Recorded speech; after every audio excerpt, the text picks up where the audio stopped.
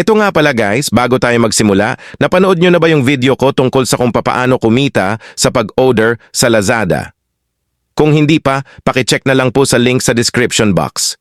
Sa video na to, ituturo ko sa inyo kung paano kumita ng madali sa pag-order sa Lazada. Imagine, makakabili ka ng mga gusto mo at makakakuha ka pa ng extra cash.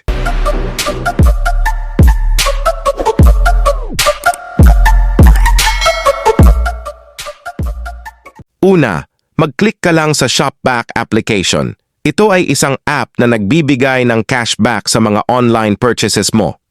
Pangalawa, open ang Lazada app o website. Dito nyo makikita ang lahat ng mga produkto na pwedeng i-order. Pangalawa, dito sa Lazada, hanapin nyo ang mga produkto na may 40% diskwento at 3% cashback. Paano nyo mahahanap yan? Madali lang.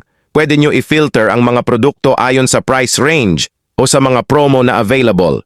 Kapag nakahanap na kayo ng mga produkto na may 40% diskwento at 3% cashback, i-order nyo na. Siguraduhin lang na tama ang inyong address at contact number.